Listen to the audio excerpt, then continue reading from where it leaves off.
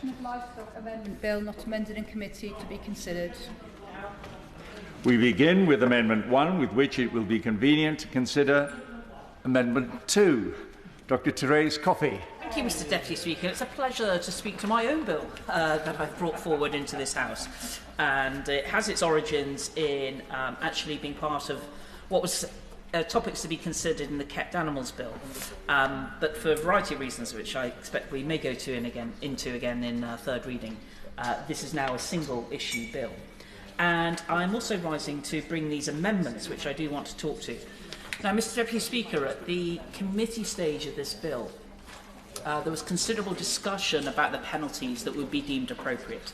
And one of the concerns that I actually tabled my own bill at that time to the committee, was simply to try and make sure that we weren't in a situation where the penalties could be in any way be conveyed to be less than what had been intended in the original 1953 Act. There was no question of that in many ways, because the amount of penalty was so small in the original 53 Act. But it did allow a situation to emerge where there was increasing of penalties or fines against owners of dogs if there had been repeat offences.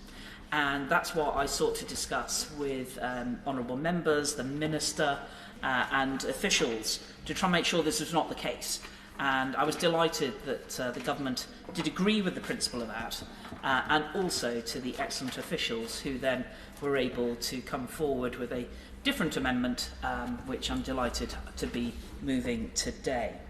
In that regard, very specifically, the amendment looks to, in particular, if I draw attention of the House to Amendment 2, which is a substantive part of the amendments, and the Amendment 1 is consequential on it. In terms of the schedule, what will now happen, if the House agrees, is that the person who commits an offence under this section is liable on summary conviction to a fine. And there's no limit on that fine. It's unlimited penalties. Now, this has started to become the trend of legislation in recent time. And there is still reason why this matters is that Parliament is not putting in place a cap on what can be done. And I think that flexibility that we can give to the courts is an important way of tackling this unacceptable behaviour by, in effect, neglect of what is happening by the conduct of a dog to attacking other animals. And one of the things that will arise as a consequence of this is I would still expect the Sentencing Council to issue guidelines in order for what would be appropriate. But it was deemed important in committee to make sure that we reinstate that element of making sure that there could be an escalation or not some arbitrary cap Parliament decided once and for all on what the fine could be, again, depending on the severity of the offence. Now, we heard in committee of multiple situations where either it was just one ewe, one lamb, or indeed, as members pointed out, several. And as a consequence, I think it's right to allow that discretion to our courts to adjust the fines accordingly in line with what the public would expect. I will. I congratulate my right honourable friend on this bill, which I fully support. Could my right honourable friend just very briefly give a summary of the bill to those members here who might not have been following her bill as closely as I have? I'd be happy to do that, but I think the Deputy Speaker may make family out of order while we're discussing specifically the amendments. But I assure my honourable friend that I will make sure I do that in third reading, if he is amenable to that. I'm also hoping to get the leeway of the Deputy Speaker to actually talk about amendments that we didn't lay. And another significant discussion that happened in committee was about disqualification orders and whether or not we should be able to apply these, what different parts of legislation was available to do that. And to be fair, the Minister and I both committed that we would look into this further, which we did do. And there's a variety of parts of the legislation of the Animal Welfare Act in order to relate to this sort of activity. But I'm very grateful to the Right Honourable Member for Sherwood in responding to members of the committee to go it further to discuss on why that was not the case.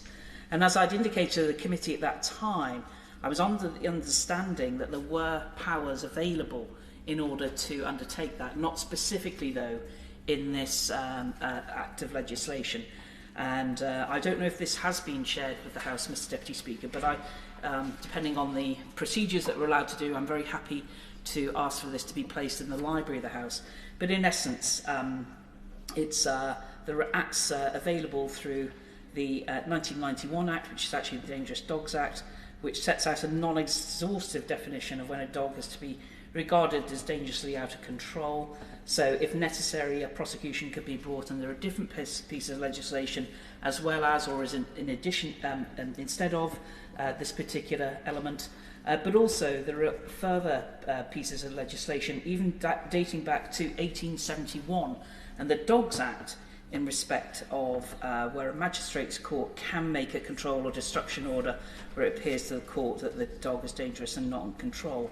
A disqualification order can also be made if the court has decided to make an order for the destruction of the dog by virtue of legislation, and that, as I hope, will answer some of the questions which I've also received from members of the public on why certain powers are not specifically being included in this bill.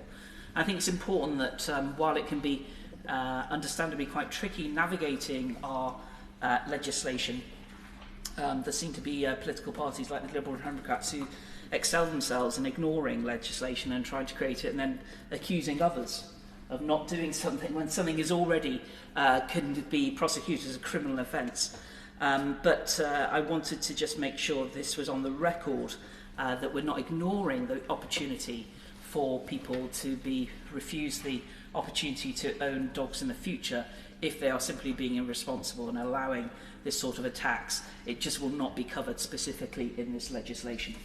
So to that end, Mr Deputy Speaker, what we have done is basically allowed unlimited penalties to be applied, and I think that is good news in terms of aspects of animal welfare, but also will be, I hope, a really significant deterrent to people to be more careful with their dogs. We'll get into that more in third reading on why we're doing this at all, but I think this in particular should be an added strength in order to make sure that we see an end or see a massive reduction in livestock worrying at all.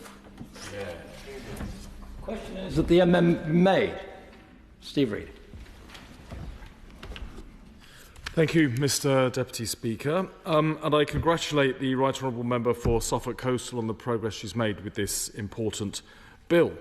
Livestock worrying causes havoc for farmers up and down the country. The vast majority of dogs, of course, are lovable, good-natured family pets, and most owners, of course, are very responsible and would never dream of letting their pet chase down, never mind attack, livestock in the fields. However, a small minority of dogs are not kept under control. They run loose and they can aggressively chase down, attack and sometimes even kill livestock, leaving farmers to deal with the stress of their animals' injury and death. There are growing concerns, as we've heard in the farming community, about dog attacks. Farmers regularly tell me their personal experiences of dogs chasing or attacking their livestock. There was one horrific incident that was reported to me where someone deliberately set several aggressive XL bully dogs on a flock of sheep, deliberately training them to become more aggressive. The farmer called the police, but they didn't consider it a serious enough crime even to turn up. Far too often, of course, the story with rural crime, and there are too many cases like this. The NFU's data found that UK farm animals worth an estimated £2.4 million were severely injured or killed by dogs in 2023 alone, a staggering cost at a time when farmers are facing a devastating storm of rising energy bills, high levels of personal taxation and the damaging effects of severe and repeated flooding. I'm deeply concerned about the emotional and psychological impact of these incidents on farmers at a time when the mental health of farmers is increasingly at risk. We see that from the very tragic fact that farming now has the highest suicide rate of any sector in the UK economy. So I'm very pleased indeed that the Right Honourable Member for Suffolk Coastal and the Minister have listened to calls made at second reading and during committee stage for stronger sanctions against owners of dogs involved in livestock worrying. I welcome the amendment she has tabled in response to requests to allow much more severe penalties. But I do think it's a shame that the bill doesn't go further on disqualification, in facilitating further deterrence in this particular bill.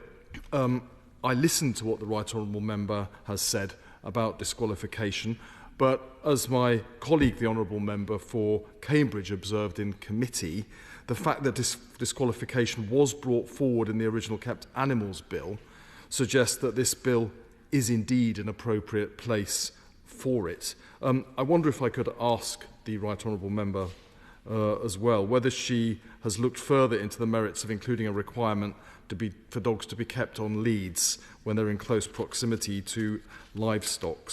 On our side of the House, we weren't convinced by the explanation from the Minister at an earlier stage as to why he thought the costs outweighed the benefits of doing this. And again, as my colleague, the Honourable Member for Cambridge, has argued in relation to this bill, it's entirely reasonable to require dogs to be on leads around livestock.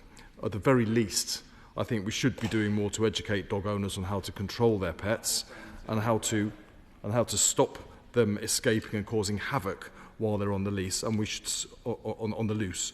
And we should certainly be promoting greater awareness of the Countryside Code. Thank you, Mr. Deputy Speaker. I appreciate my honourable friend giving way on this important point, and I think he makes an excellent contribution by highlighting the need for dogs to be on leads and the terrible pressures on farmers at this very difficult time. Further to the point about education and information for owners, there sadly are a very small minority of irresponsible dog owners who have caused terrible problems for farmers. There are a much broader group of dog owners who are responsible, and the point about encouraging use of leads is a very important one. Would you like to see further information provided for the public, dog owners, families with dogs, to remind them of the importance of having their dog on a lead when they're near to livestock? Thank my honourable friend for his intervention. I think he makes a very important point, and perhaps the Minister will address that, because in very many cases, of course, when a dog attacks animals, the owner will tell you they've never done that before, it didn't happen before, but clearly it can. And I think the more education that people have about the risks, the more likely they are to take action that would prevent that from happening. So, in summary, Mr. Deputy Speaker, this bill is a big step forward in supporting farmers and protecting their livestock. We are keen to see the measures contained in the bill introduced as quickly as possible, as they are long overdue and they are clearly urgently needed. So we continue to support this legislation, and I wish it well as it continues its journey through the House. Minister. Rebecca Parr. Thank you, Mr. Deputy Speaker. And it is a pleasure to speak on this, I consider, very important bill, important to so many people, countryside lovers, but also it's been very much supported by the National Farmers Union, the National Sheep Association, and this will play a really important role in strengthening our legislation around the deterrence of livestock worrying. And I've got to thank my right honourable friend from Suffolk Coastal for her dogged support of this piece of legislation and for the support of the shadow benches, because I know that this is all fully supported. And I did just want to say as well, obviously I have a farming linked remit in DEFRA, but I am also the Access Minister. And I think this is very important in terms of access to the countryside as well, because it will give added awareness to people going out with dogs. We are encouraging people into the countryside for all the reasons, the health benefits, the wellbeing benefits, and all of that. But I do think the Shadow Minister himself mentioned we do need to raise awareness of the Countryside Code, and taking one's dog out into the countryside is a wonderful thing, but respect and understanding has to be given to the farming community, and all of the responsibilities that therein lie for dog owners walking their dogs. So I think this is an important piece of legislation that will help. And I'm going to speak briefly to the amendments tabled by my right honourable friend from Suffolk Coastal. I've listened, she's listened very carefully to the comments in the committee, which is why she's bringing in amendments. And I've got to say, they seem to make complete sense. And I know that they've had a great deal of support. And we want, she wants to be sure, and others do, of course, that the courts have the appropriate discretion to impose a higher fine where it is warranted. The current maximum fine that might be imposed is a level 3 fine, not exceeding £1,000, and increasing the maximum fine to an unlimited amount would serve to provide an additional deterrent to help reduce the likelihood of livestock worrying in future. And my right honourable friend for the Minister for Water and Rural Growth, he committed to support this amendment in the committee stage, and I can reconfirm that support today. So just to clarify, as was mentioned in the committee, the maximum fine available will be determined by this legislation and will not be dependent on the sentencing guidelines. Sentencing guidelines are developed by the Independent Sentencing Council for England and Wales in fulfilment of its statutory duty to do so. As an independent body, the Council decides on its own priorities and work plan for reviewing guidelines to reflect any legislative changes. I just wanted to make one comment which was made about the dogs on leads. And I know this was discussed in committee. The 53 Act doesn't make it mandatory for a dog to be kept on lead around livestock, although a person will commit an offence under the Act if a dog attacks or worries livestock on agricultural land. I'm pleased to say actually that also the offence does include roads and paths nearby. But in terms of leads, there are often signs stipulating when to put a dog on a lead or where it would be helpful. For example, if there's livestock in a field or so forth. Or where in particular there are cows with calves. I personally wouldn't go into a field where there were cows with calves, but that's a decision people should make. That's because I was attacked by a cow with a calf when I was a child. But I do honestly think that if the dog owner keeps their dog on a lead, sometimes it goes the other way and it attracts the cattle to the dog. So it's the decision of the committee, and I very much support that, and I think my honourable friend would agree, and maybe she'd add some comments to it in a minute. There is a risk to the owner also of keeping the dog on a lead in certain very specific circumstances, and that's why this bill has not gone or is not proposing to go down that road. So I very much, on that note, however, urge all honourable members and friends to support this bill. Let's just to respond to some of the comments about the amendments, Mr Deputy Speaker. Would we leave the House? Dr Coffey. It's simply to respond to the the honourable gentleman, the Shadow Secretary of State. I'm aware that under the Kept Animals Bill there was a much greater element of kind of rewriting lots of law. I'm conscious this is a private member's bill with 5 clauses and a schedule that's already reasonably comprehensive. I am satisfied. I did look at this very carefully to go through, and for me it just seems perfectly straightforward that it is possible to get the control disqualification orders necessary through other existing pieces of legislation without needing to continue to try and do this further. So I hope that he is satisfied that the police do have powers. The substantial changes in the bill, in the Act, we will come to shortly.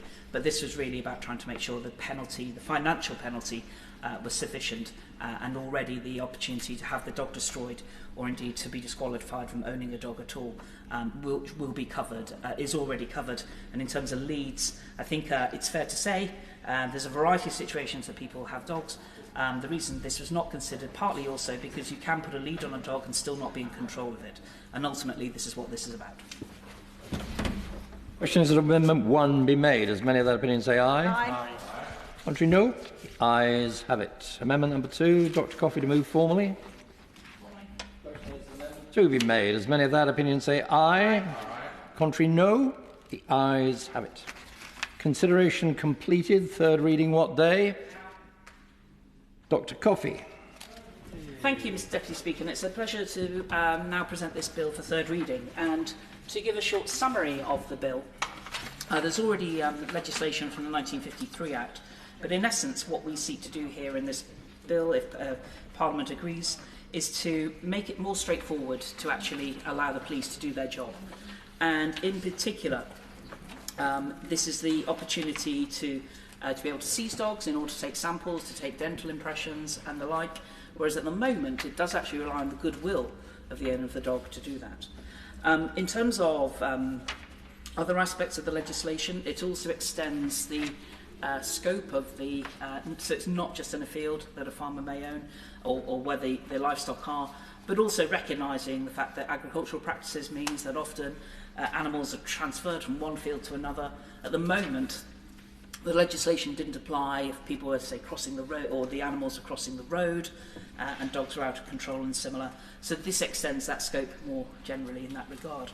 In terms of other aspects of the bill that we talked to, it's really important to make sure that we have the power of entry, and that still requires to make sure we still have to go to a Justice of the Peace in order to get that.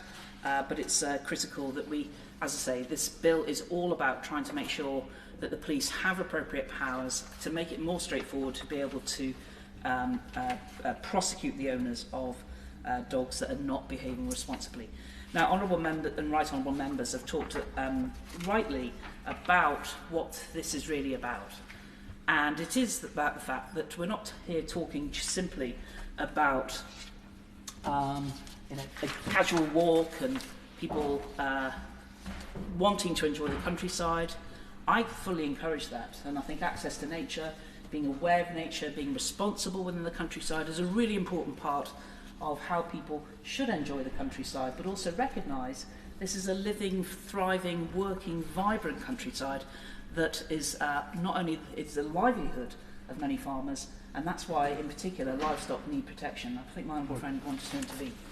I thank my honourable friend for giving way. I was delighted to welcome my honourable friend a few years ago to the Smithills estate to plant the first tree in the 50 million strong Northern Forest. One of the key parts of that visit was Smithills Deane Primary School came out to visit to help plant those trees as well. So would my right friend comment on that importance of education, where we want more people from all backgrounds to enjoy the countryside? Is that education, that bit of knowledge that people know to keep livestock safe?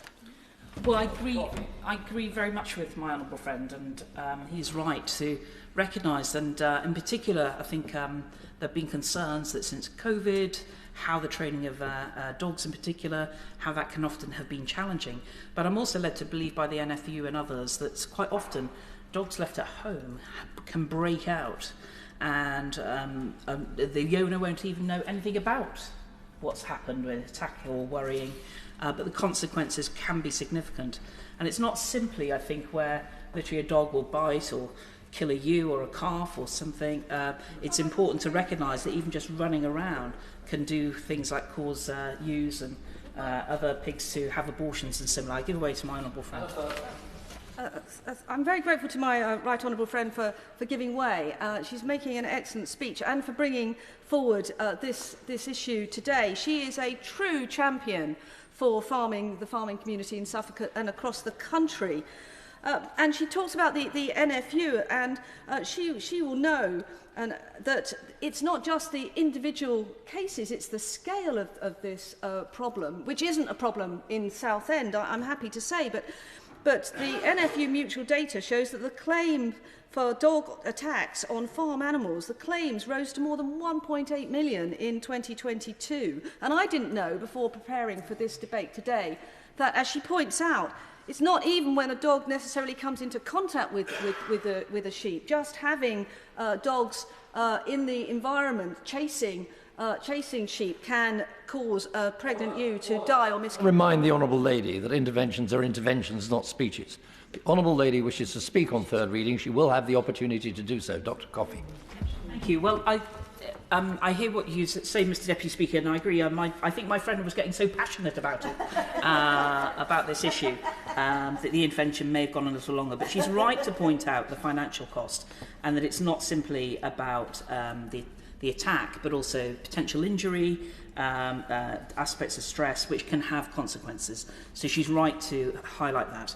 And recently, Mr Deputy Speaker, I held a round table in Suffolk Coastal, my constituency, about this, speaking to farm managers, shepherdesses, about the situation. And people today may know that, of course, a farmer or landowner can shoot a dog that is causing this worrying without any consequences to that because of the attack that is happening there. But quite often farmers don't want to go around shooting other people's dogs. Not only the impact it would have on them themselves, not all farmers are licensed to do this, and that was the situation of some of the people at my meeting. They simply want people to be under better control of their dogs. And that doesn't necessarily mean about being dogs on leads, as I've already mentioned in responding to the amendments. Dogs can quite often be in leads, not even attached to the owner, but can already be away. So it's the aspect of control and recall that really matters. But it's an important way that for people who are unfamiliar with walking in the countryside or don't have their dog under control, or can't control their dog for whatever reason, leads are of course vital in that regard, but it's still a way that we need to make sure that people have responsible access to the countryside. Now, I'm conscious, Mr Deputy Speaker, that this is Bill number 4 today, and I'm conscious that both front benches would like to see further progress on other legislation before the House. But I do want to thank Tim Pratt, Tilly Abbott, Will Pratt, Ed Hawkins, Heidi Crick, as well as Ella Thackeray and Jen Cox from the NFU, who came to speak to me about this. I've had multiple representations from right around the country. This legislation extends to both England and Wales in line with the original 1953 Act. There's also legislation that is for already recognising the different legal systems in Northern Ireland and Scotland that has evolved over the years. I believe this is a straightforward way in order to make sure that we help our farmers, whose primary role is about food, trying to grow food, get food on our plates, and shouldn't be about worrying, literally, about other people's animals, worrying their livestock. Mr Deputy Speaker, this was originally in the Kept Animals Bill. I'm pleased to say that we are starting to see other elements of that legislation go through. Just this week we got the royal assent on live exports, banning that, and also there have been regulations on other aspects of that. It was explained at the time why this bill was split up, but I'm pleased to have played a part and to fulfil my commitment to get this legislation through the House. I'm very grateful to our clerk, Anne-Marie Griffiths, who has given excellent guidance along the way. I really want to thank the officials from DEFRA. I want to thank the ministers and the shadow ministers as well. I want to thank my team, and I want to thank the honourable members for Castlepoint and Halifax, who have also helped through the usual channels to help make progress on this piece of legislation, which I think will be welcomed across the House. It is intended, once it gets to the Lords, that it will come in automatically. I think it's 3 months after royal assent, to make sure that this is well in place in 2025. And I thank Mr Deputy Speaker and colleagues who've spoken in today's debate as well. The question is that the bill be now read a third time? Dr Kieran Mullan. Speaker, and I want to begin by talking about two principles. Firstly, that we want people to be able to enjoy the countryside. We are lucky to have it. It can help us keep well, both physically and mentally. It supports wildlife. It's of course beautiful and it's world renowned, and I've always been someone that enjoys the countryside, and a countryside walk is a fantastic way of clearing your mind. But so much of it is only accessible and available for us to enjoy because farmers maintain it. And I've had current and previous family members who own farmland and keep livestock, and the work and the effort that goes into that we all benefit from. Which brings me to the second principle, which is that enjoyment of the countryside has to be respectful of that fact. That's why I welcome this bill being brought forward by my honourable friend, the member for Suffolk Coastal, undoubtedly utilising the wealth of experience gained from her distinguished service as the DEFRA Secretary of State. She's always demonstrated a common sense approach when it comes to balancing issues like this. One of the features that so many people enjoy about our countryside is seeing farm animals like sheep and cows grazing peacefully as they pass by. But of course, as a nation of dog lovers, many people aren't enjoying the countryside alone. Sadly, not everyone that takes their dog with them manages to do so responsibly, and this can have terrible consequences. As has been mentioned, NFU mutual data shows that claims from dog attacks on farm animals rose to more than £1.8 million in 2022. And behind the financial claims are distressing stories of killed, injured, frightened livestock and farmers seeing animals that they care deeply for suffering unnecessarily. As has been mentioned, there is existing legislation aimed at tackling this issue, the Dogs Protection Act, the Dogs Protection of Livestock Act 1953, which we're amending today, but as the figures I've mentioned demonstrate, more needs to be done. The NFU and others have long called for reform to the legislation, and it's welcome that we now have the opportunity to do that. I'm going to talk about just some of the things that I think are particularly welcome about the bill. Firstly, it expands the scope, for example, to include roads and paths. The movement of livestock along our country roads is another particularly welcome feature of our countryside. Many people have a funny story being stuck behind a moving herd of cattle. It's something that we enjoy about our countryside, and it wouldn't be the same without it, but the law should protect livestock in these circumstances as well.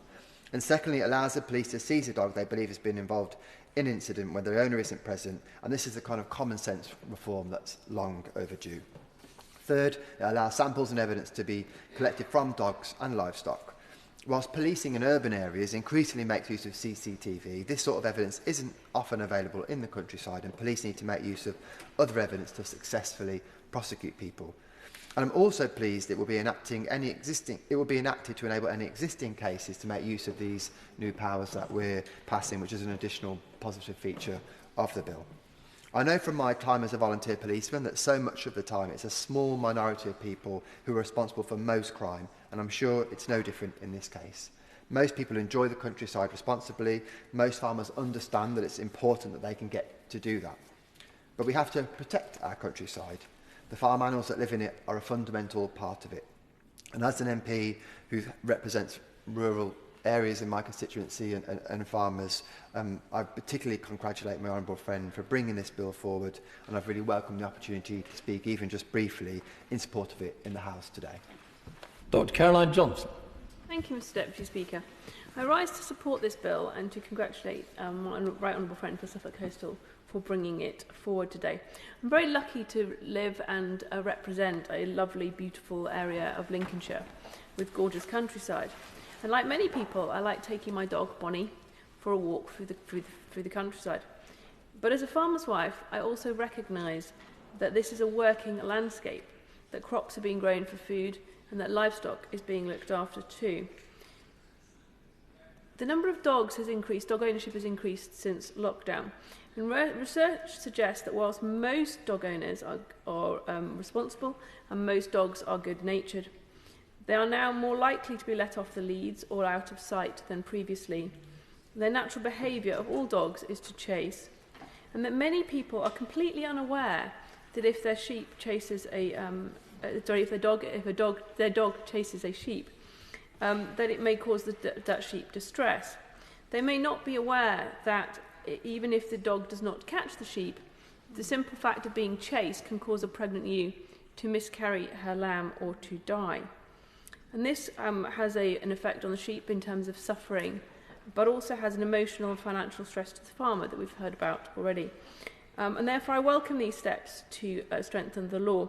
Like others have mentioned, I think education is very important, education on the Countryside Code, and this should extend beyond the provisions of this bill to also include issues such as litter and the closing of gates to keep livestock safe.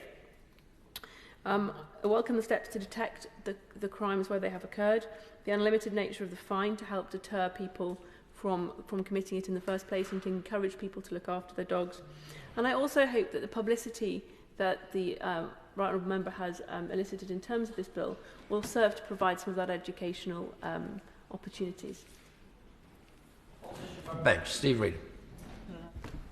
Thank you, Mr. Deputy Speaker. I don't think I need to add to the comments I made at the previous stage, but we think this is an important piece of legislation and we wish it well as it continues its progress through the House, and we look forward to wholehearted support on both sides of the House. Thank you.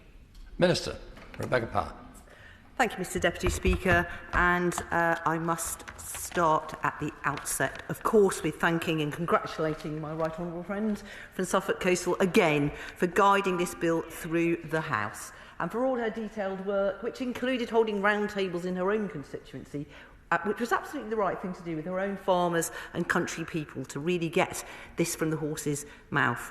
And I also do want to thank the opposition benches for supporting this. It's great, actually, to sing from the same hymn sheets once or twice when we're here. So thank you for that, and for everyone else that has contributed here today. And we've heard some really useful inputs with people using their own knowledge from their constituencies, particularly in terms of from Crewe and Nantwich, countryside access, such an important point.